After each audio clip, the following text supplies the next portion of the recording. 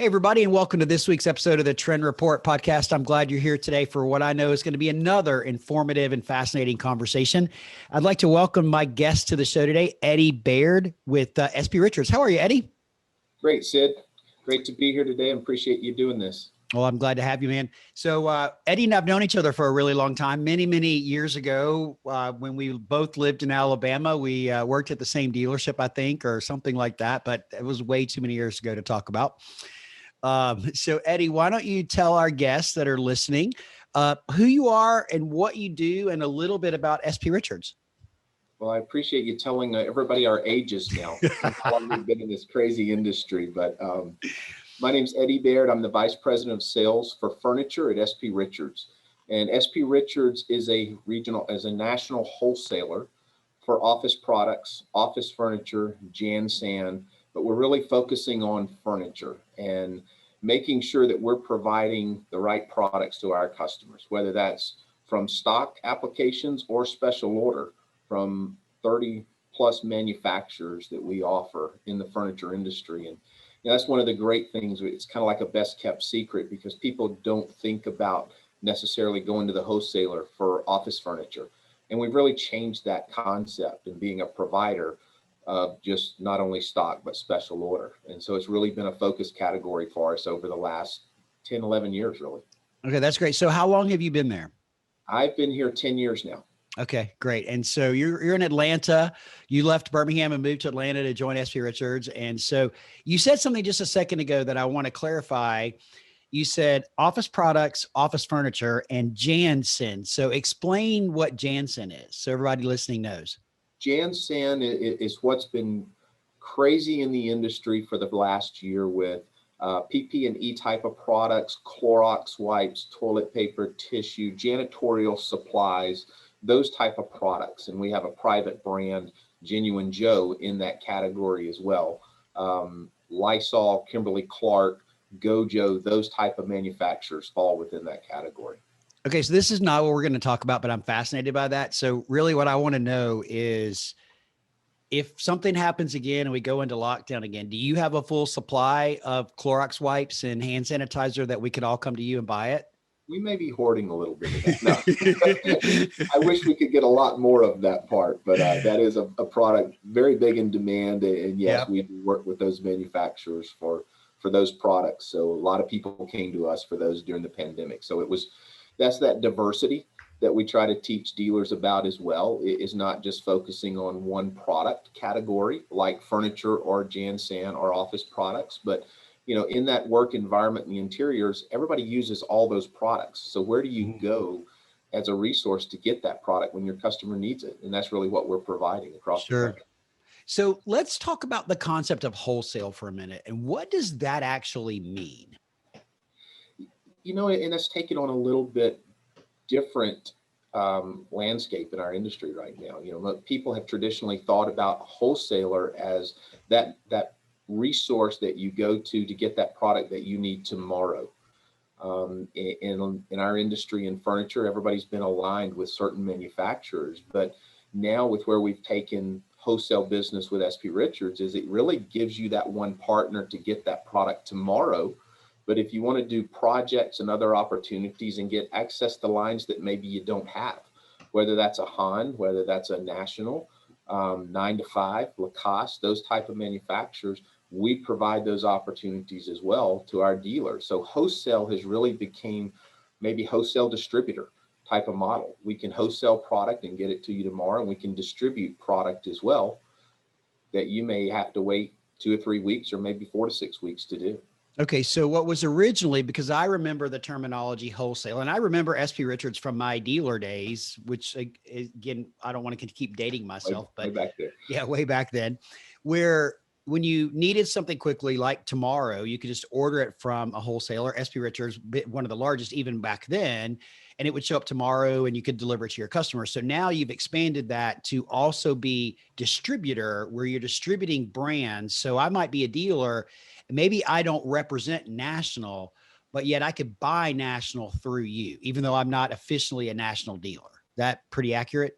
That is very accurate, because we all know in the furniture dealership, you have that alignment with that manufacturer that you push the majority of times. And then you've got the other 20 to 50 manufacturers that you support. But there's always that other opportunity for some product that maybe you can't find, or your customer just wants another alternative. Then it gives you the opportunity to work with us and have an account that you can access maybe even more lines. And it's at factory direct pricing. So we keep it very competitive for that customer. Okay, that's great. So you've expanded quite a bit with other manufacturers bringing into your portfolio, but you've also expanded your own private label brand. So tell us a little bit about some of the products that you offer under the SP Richards private label.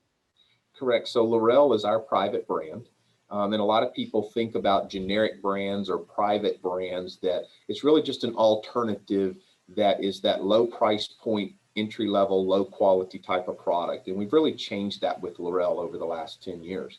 Is we wanted a product that gives our customers the opportunity to have diversity in a private brand, but really get high quality products. So we've taken that product that 10, 12 years ago, if you were familiar with Laurel, was not a quality product. You got inconsistencies. Maybe you ordered a desk in mahogany and you ordered another series in mahogany and it came in 2 different mahogany finishes, or maybe that chair was just kind of a get by chair.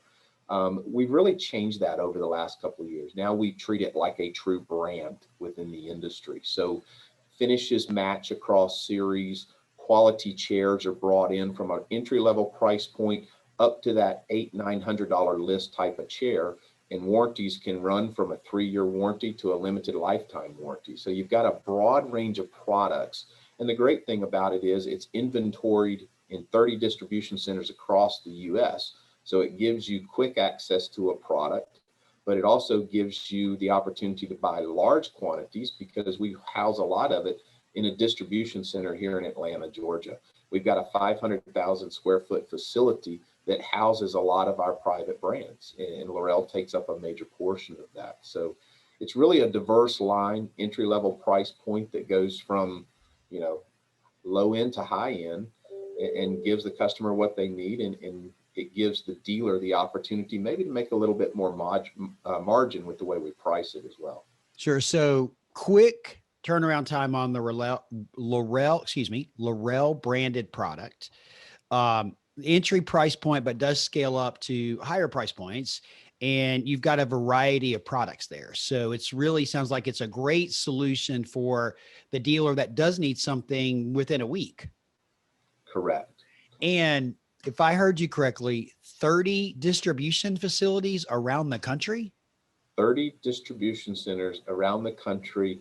And Laurel has about a little over 2,000 SKUs that we inventory across the country. 2,000 SKUs. That's a lot of product in stock, Eddie. Absolutely. So a lot of it. I bet you do. I bet you do. So how do you guys market to the dealer community? I mean, what is your market strategy to tell the dealers about your brand and your catalog and the products that you have in stock?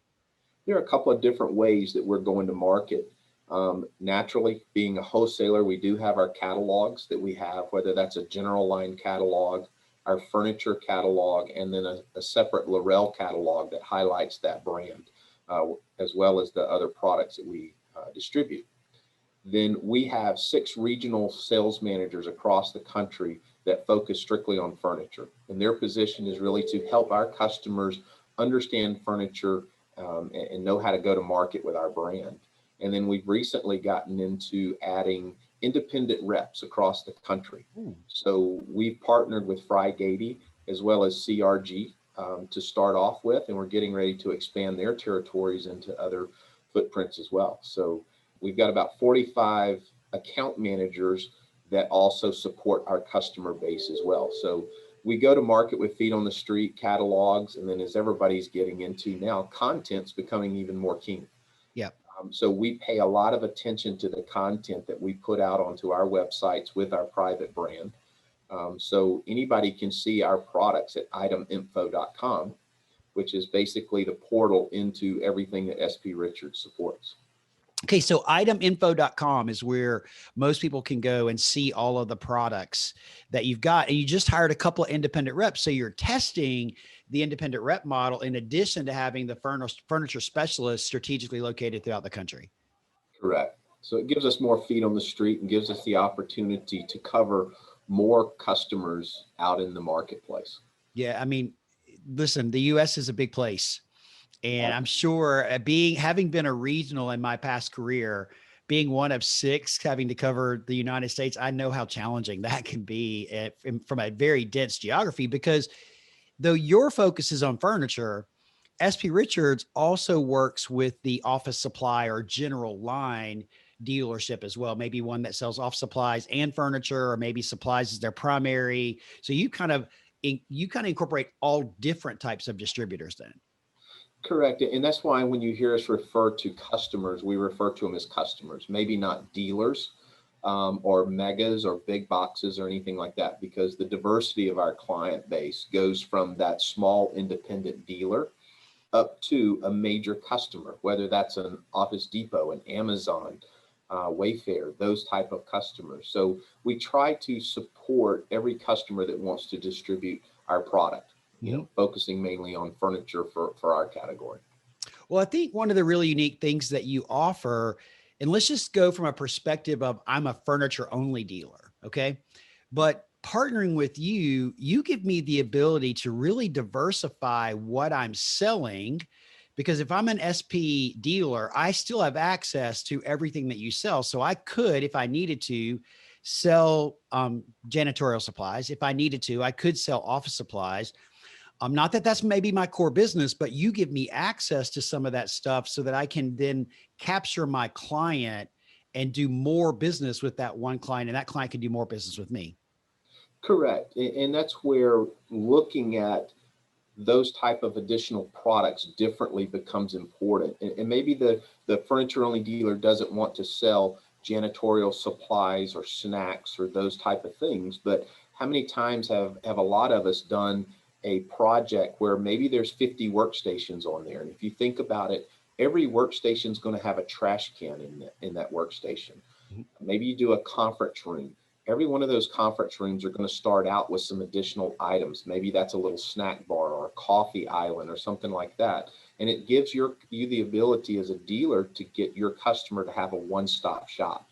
Now you add those additional service items onto your proposal and you become different, because we're all looking at how can we differentiate ourselves from the next customer coming in, because we've all done those proposals and presentations where everybody gets up and talks about furniture. But really, what does that customer take away from that one presenter that's different? Relationship, offering, those type of things is really what's going to differentiate that dealer. So, I think this conversation ties in really, really well with another episode, and we'll drop the links in, that I had with Paul Holland from Solomon Coyle. I don't know if you know Paul or not, but Paul actually, in my podcast with him, talked about the importance of the dealer becoming an interior integrator and really thinking about all things inside an interior environment that they could provide. You have part of those solutions. And as I was listening to you, the trash can is a great example, right? In stock, quick to go. Most people don't care about having a designer trash can, though they are available. I'm sorry to anybody that makes a designer trash can, but most people don't care about it. They just want a black or a gray trash can because it goes under the desk, right? You offer an ability to get that really quickly in stock. I could order it today and you've got it at my door tomorrow, kind of concept. But I think it's important to remember that as the world is evolving, there are things going into the work environment that as a furniture suppliers, we've never thought about having to provide. For example, hand sanitizer stations. And not just a station. And we all see them everywhere. I mean, honestly, I look for them now. I mean, I like, look, where are they? I want to put but it's not just selling the station because those are available. I assume you guys have those, but it's also the refills that go along with it and getting the refill to go along with it. So, I mean, conceptually, if I was outfitting a 3,000 square foot office and it had 10 hand sanitizers in it, normally I would say to that client, well, just go to your office supply company and buy it, or go to Staples or wherever and buy it. I could actually now get it from you, and I could get the refills from you as well, correct? The unassisted residual sell is very much wanted in our industry in furniture. Because all right, I want you to say that again. Say that again. The residential unassisted sell, residual unassisted sell. You want that reoccurring item that your customer keeps coming back to you, that you Mhm. really don't have to go out and see them about. Mhm. In our industry, we sell a chair or a desk, and typically it's another 7 years before a customer buys a furniture item. Mhm. So, how do you stay in contact with that customer? Well, if you're continuing to buy something from you, like that hand sanitizer refill or a soap dispenser refill, or even the bag liners that go into the trash cans, now they have to keep coming back to your organization and you're always top of mind. That's what we Mhm. look for in that relationship. So that's Do what you gives you the opportunity to build that relationship with the additional items. And I love it. Unassisted residual sale. That's a terminology in that combination I have not heard before, and I absolutely love it. Unassisted residual sale. The customer keep coming back to you to buy more and buy more. Do you have the ability to help the dealer community actually set that up on an automated type system where every 3 weeks the customer just, maybe it's automated every 3 weeks they get a shipment of hand sanitizer replacements or something like that? We can, and that's what's very interesting is even with our a dealer's customer, they are typically set up on that dealer's website where they go in and can see what they've ordered previously, what they want to reorder, and it's really a push of a button, very similar to other e-commerce platforms. The office products industry has been doing that for many, many years. You Sure. know, now you've got the e-commerce customers that are doing it, and think they're coming out with something new. Mhm. It's not really that new. It's just repurposed. So, Mhm. yeah, we can help our customers set that up on their side and have that residual unassisted sale continuing forward. See, we are always looking for ways to expand our presence with our customers, right? Always looking for it. And you're right. When we sell a chair, it's 7 to 10 years before we go and resell that chair. And typically, as a furniture people, we're always looking for new business. And so we furnish a space and we may keep in touch with that customer, but it's maybe only once every couple of years. And we'll drive by it again to go find other new business. I mean, that's just the nature of the beast because of what we sell, right? Mhm. You give us an opportunity to really bridge that gap and build a much stronger, more codependent, if you will, relationship with our client to keep them coming back on a regular basis. And I think that's fascinating. Absolutely. And that's where I think the Amazons of the world, the coming up with these other e-tailers, that's where they're really winning the battle in some cases, is that customer does that in their personal life, and now Sure. they're sitting in that decision maker's seat and looking for that trash can liner or something like that, then they're pushing what they know. So how do you become what they know? Make your website available in front of them and get them buying from you. Yeah, see, I think that's great. And to every dealer listening here, I think it's really important that you pay attention to this unassisted residual income that Eddie talked about because it is a way for you to capture that client. And it's a way to keep them from going to Amazon. It's a way to keep them from going to Wayfair and other places to buy online. And you can provide that really easily to them and then keep that connection and that connectivity with that customer without derailing what your primary focus is, which is selling furniture and finding new business. Absolutely. Because if that customer has you top of mind when they do want to reconfigure those workstations, or hey, we have a new employee coming in and we want to refresh that office, it's an automatic return to that's the person that I deal with versus, hey, we've got to send this out to 3 people and bid it and everything else. That's what you don't want to have. So when you have that unassisted residual sale continuing and that customer comes back to you, now service becomes more important than price or availability. Sure, absolutely. And this, I think, is also it's a differentiator because not every dealer is going to want to do this. Let's be clear. Right. And but it's a key way to differentiate yourself to the customer as a value added supplier that you're just not going to sell them the product and walk away. So it could be really a strategic play for you to be able to embrace this concept. I like it a lot, right? I wrote it down, unassisted residual income, because I think it's really profound. Again, because we're always looking for ways to stay connected with our customer and to get more out of our customer. And as you were talking a few minutes ago, I had this flashback to some old friends in Alabama when I was a dealer, and we were doing a doctor's office. And it was I lived in Birmingham. The doctor's office is down in Pensacola, and the designer and the client actually said, "Hey, Sid, will you get the paper towel dispenser, the glove holder, and blah, blah." And I was like, "What? Where do I get paper towel dispensers? I don't know how to sell that. I sell furniture. And can you get the paper towels?" And I mean, I just like went blank, and I don't even remember where I got them. This is so many years ago, but that's the typical reaction I think that most true furniture people have is, "Well, that's not me. Correct. I don't do that." But actually you give them the opportunity to do that, and it enhances the sale. It may be incremental, but it enhances the sale, enhances your margin, and it enhances the relationship with your customer. Don't forget that. Enhance the sale, enhance the margin, and enhance the relationship. Absolutely. And so us providing that regional sales manager for furniture in the market gives that dealership a contact back to us. And then we have Jansan business development managers that do the exact same thing within that category. So then we bring in a specialist for you to be able to know what, once you figure out where you get them, then you've got the other 800 questions of what's a towel dispenser, what towels fits into it, how do you mount it, all the other questions that expert can answer for you. So very much like a dealer community with, and even the manufacturers that have vertical market specialists, you have vertical market specialists. Starts with furniture, getting in the door with furniture, showing the Laurel brand and the access to the other brands, open line brands that you have. And then one step leads to the next step. And Correct. then keep going. Now you have catalogs. You still using printed catalogs for the furniture? We are still using printed catalogs. So that sounded a little condescending. My apologies. You're still using?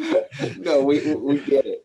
I listen, I'm a fan of printing. Unfortunately, as much as I love and talk about sustainability, I print things. I know I'm killing trees every time I do, but I just am a printer. So, but it's good because I think though technology is here to stay, people still want to be able to look through a catalog. We still want to be able to hand out a catalog to a customer as part of new business, leave it behind us for a way to them to remember us with our name on it or our business card stapled to it. So, and that's what we're finding. I mean, the distribution of the general line catalogs that have thousands of pages and items in there are declining rapidly, and we see that. But when you get into the specialty catalogs, that's where it really becomes important because you do have that smaller furniture catalog. You've got a specific Laurel catalog. We have a safety catalog. Those type of things people still want to touch and feel and enjoy flipping through. I mean, sure. How many of those catalogs do we still get in the mail from IKEA, or we get something from Bass Pro Shops or Cabela's or something like that? There's still a use for it out there. It's just how it's being used, I think, is what's really different. Okay. I like that. And I love the fact that you've got such a great offering to the dealer community, especially of that low cost entry point products that they don't want to have to wait 4 to 6 weeks to get from other manufacturers. You offer it readily available. And we all encounter that customer who needs something quickly, less than a week or less than 2 weeks. And you're a great source for that. So I want to switch gears on you for just a minute. And I'm asking you a little bit about the last 12 to 24 months at SP. You guys have had your share of challenges of things that have happened in your business. And I thought it was fascinating when we were talking about everything that you guys have been through. So will you share a little bit about that? Sure. And we kind of look at it as opportunity. We get to I love that. rebuild ourselves, so to speak. So Yep. about 2 years ago, on a Friday afternoon, we actually experienced a fire in our corporate headquarters, and it burned our corporate headquarters and our Atlanta distribution center to the ground. That happened on a Friday night. Nobody was hurt, I hope. No one was hurt. There were 45 people in the building. Everybody got out safely. And that's really due to the culture that we have within the organization. I mean, people take care of each other. Right. So we were able to get out of the building. It was the largest fire in Smyrna, Georgia history. And multiple engine companies were on site. But the most amazing part and what it really differentiates our organization is that happened on Friday night. That fire burned up until Tuesday of the next week. On Sunday night, our teams pulled together and we were actually able to service our customers Monday morning. So we did not miss any shipping days due to our other distribution centers and those type of groups pulling together. So that kind of started some of this. So we were sold last July to a private entity. So Yancey Jones and Mike Maggio are the majority owners within our organization. We still do have some private investors behind us as well, but they own the major portion of our organization. So we went through that whole situation right in the middle of COVID as well. So can you imagine buying a company and you've got everything set up, you buy the company, and during that process, COVID hits, and then your sale comes through, or you just had the sale in July prior. So then COVID hits. So you've got an organization that's gone through a fire, a resale, and now we hit a world pandemic. We talked about diversity in the first part of products. And so within our industry, you heard about a lot of people having challenges with their customers. We were able to focus on that Jan-San category and even bring in additional products for furniture, with the barriers, the panel barriers, those type of products. So that's why I say when there's opportunity there, we've taken all of these situations and really turned something positive into them and been able to continue with our organization. So it's been exciting. That's a great message, Eddie. Taking challenges, turning them into opportunities. And let's restate again, a fire that destroyed your corporate headquarters and your Atlanta distribution facility, a sale, and then a worldwide pandemic where everybody shut down. And three things like boom, boom, boom. And you looked at each one of them as an opportunity, never missed a beat in servicing your customers and your clients, and diversified in order to grow your business. And now look at you, right? You're hiring people, which is great. You're hiring independent reps, which is great. You're servicing the dealer community. You've got great product offering. You're helping the dealers diversify and expand, and all coming out of three, what could be considered to a lot of companies, devastating and stoppage type events. So that's great. And it's all based on the people. Yeah. Companies are people. And that's what really defines it. I mean, we talk a lot about that. Culture is so important. And, the culture, it can be as one thing, but it's really the people that make the culture. It's the people that drive the culture, and having the right people to rally behind. From a devastating fire on Friday that burned until Tuesday, but everybody got together on Sunday and you didn't miss a beat with your customers, no missed ship dates, no missed deadlines coming on Monday. That's pretty fantastic. I think that says a lot about your organization. And you guys have been around a long time. How old is SP Richards? I knew you were going to ask. You don't have to answer. Just say we're greater than 15 years old. How's that? Prior to the Civil War. So we've gone through wars. We've gone through world wars. We've gone through world pandemics. We've gone through, that's actually the third fire for our organization. Wow. So they say history repeats itself, and we're a little tired of some of those things repeating itself now. So, but it's all about the people. True that. So Eddie, as we start to wrap up today, I really appreciate all the information and insights that you've shared.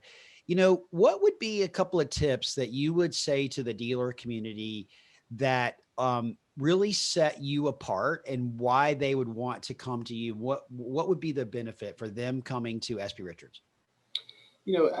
Looking at it, working from that dealer standpoint, I wished I had more knowledge about that wholesale opportunity when I was at the dealership, because it does open up a different customer base for you, but also allows you to take care of your existing customers in different ways. So we're always looking for ways to expand our business. So let us have that conversation with you and figure out what are the products that we have. You don't have to buy everything that we offer, and nobody really does. But if it gives you the opportunity to provide your customer with another product or service, you build that relationship stronger. And that's really what we want to do with our customers. How do we help you grow your business? If we help you help your customer look good, then you're going to make us look good in the process. So working with us, getting the details, and just letting us show you what we do is what I would recommend, because I don't think in our industry a lot of people think about the wholesaler. I would agree with you on that point. I don't think a lot of people actually think about it at all. So there's your encouragement. Reach out to Eddie, learn about wholesale, how wholesale can help you expand your business, expand your customer base, and expand your relationship with your existing customers. That's three really, really solid reasons that you should embrace and understand. First off, understand what wholesaler really is, how it can benefit you, and then embrace the strategy to grow your business, especially in a time when we all are looking for ways to grow our business. Eddie, I appreciate you being here today. Thank you, Sid. We appreciate the time, appreciate the opportunity, and hopefully some people will give us the opportunity to show them what we do and how we do it differently. I'm sure they will. So on that note, if anybody listening to the podcast would like to get in touch with you, what is the best way for them to reach you? Best way is probably email, which Okay. you'll see below, as well as LinkedIn, because I'm always on the social media with LinkedIn and posting information. It is probably the best two ways to get in touch with me. All right. So we will drop Eddie's email address and his LinkedIn profile link in the show notes for you guys.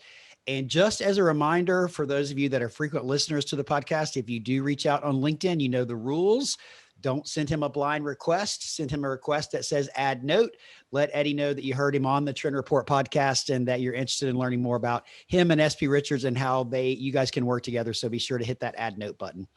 Sid, let me drop one more place in here Sure. that a lot of people can learn a lot about us. And that's at sprfurniture.com. That is a website that will have all of our contact information, as well as everything that we do and our catalogs. Perfect. We will also drop that down in the show notes for you guys. And again, Eddie, thanks for being here today. And hopefully I'll get to see you in person, face to face at NeoCon in October. Okay. I'm planning on being there and hope to see you as well, and all of our friends within the industry. I know it's been too long. It's been too long, right? Absolutely. All right. Take care, bud. I appreciate you. Thanks, Sid. Bye-bye.